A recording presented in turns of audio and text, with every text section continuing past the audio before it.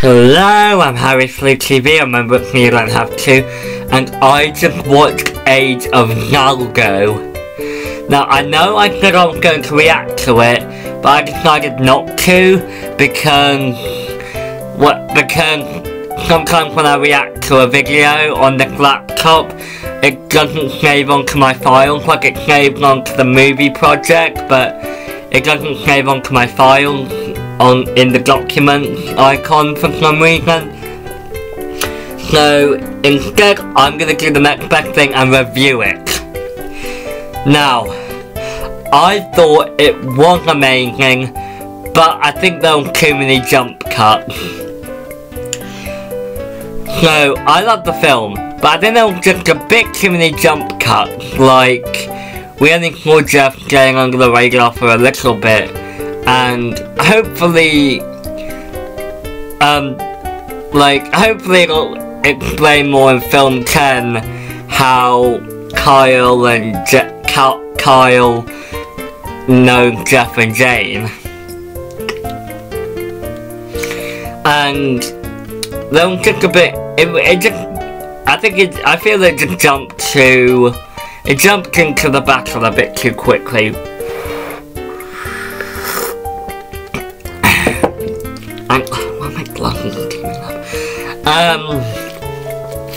And I thought it was a good film. I thought the story was a bit jumbled, but that's okay, because it was so good. And, oh man, Jeff was amazing in this film. It was interesting to see him again after the events of Splendor Into the Void. And the ending left me with so many questions, but I'll get to that in a bit.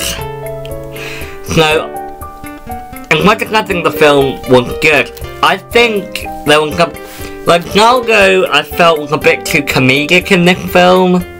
Like, I can understand Jeff being comedic, because it's Jeff, and he's drunk, but I felt like Zalgo was a bit too comedic in this film. Like, in film 6 and film 8 when he appeared, he was a bit more serious, but as serious as he was in this film, I felt like he was a bit too comedic. And when there's some love interest plot coming in, like apparently Scarecrow and Zalgo are in love in this film, which I didn't really get. And the ending was so sad. Like, the ending actually almost made me cry. I won't spoil, there's a spoiler warning. I'm gonna talk about some very shocking stuff that happens at the end of this film. So I will leave a link for the film in the description below, and I'll let you go see it before you watch the review entirely. My theory was right. Jane actually died in this film, and oh my god, it was a sad death. And so was Kyle. Like, Kyle just vanished, which I thought was kind of sad, but then again, we only just met Kyle, so it wasn't as sad as Jane's death.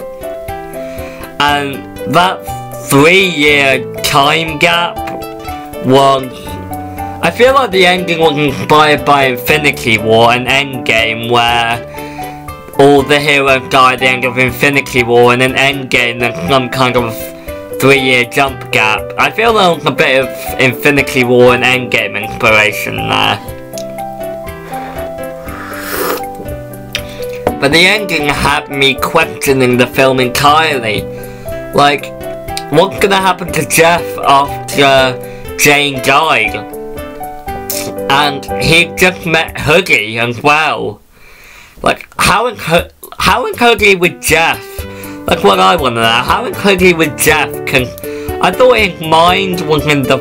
I thought his physical body had died, but his mind was trapped in the void. And that also goes for Toby. Apparently Toby Toby is alive. Believe it or not, Toby is alive after film 6. Which I also didn't get, because I thought the Voyager obliterated him when he destroyed the beacon, or the Technorect, as it was called.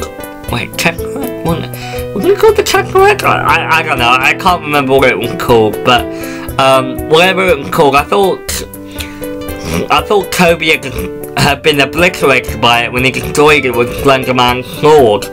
But apparently he's alive, only to have died again.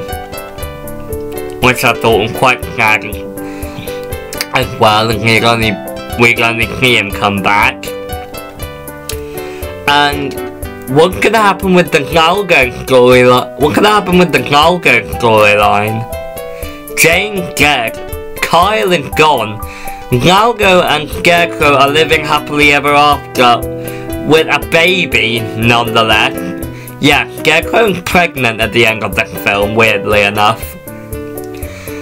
I thought that the ending left me with questions which I hope will be answered in film 10. And oh man, Jane's death, that was sad enough. But right at the end, when Jeff was just sitting quietly in a chair and he got the gun in his hand, he actually pointed at his mouth. Like, I honestly thought Jeff was gonna kill himself. Like, oh my god, Jeff, don't! Like what I thought when I saw the film. Oh my god, Jeff, don't kill yourself! And, oh man, this film was just so awesome. It was chaotic. And I didn't get why Zalgo's bottom part of the mouth kept falling off. Like, I thought that was quite funny to see, but it just felt weird. But the film was amazing nonetheless. Well done, John Bleeger, you did it again. And I feel like Slender Man didn't really get much screen time in this film, which I kind of hope he does in film 10 unless he dies, because Slender Man kind of just disappeared at the end of film 9, which I thought was kind of odd. Like, did he die or did he just teleport somewhere? Like, I am really intrigued now, and it might be a while till film 10 comes out, but I am really intrigued to see what happens next with Jeff, Hoodie, and the other characters who sadly passed away at the hands of Zalgo. And what a great film. That's all I have to say about the film. Go check it out. Go check out Lovely Studios. Go and check out their new film, Age of Zalgo. It is amazing. It was a bit too comedic in some places, but nonetheless, it was cool. It was amazing. And I encourage you to go and subscribe to Lovely Studios and watching film. That's all I have to say now. I'm Harry FleuTV. Remember, you're gonna have to. It wasn't called the Technorect. I just remembered it was called the Pedestal. I don't know.